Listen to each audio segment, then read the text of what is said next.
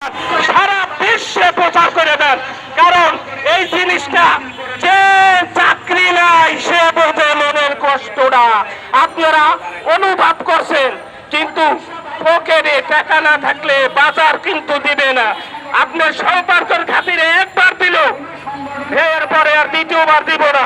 কারণ তারও তো সমস্যা, তারও তো অসুবিধা।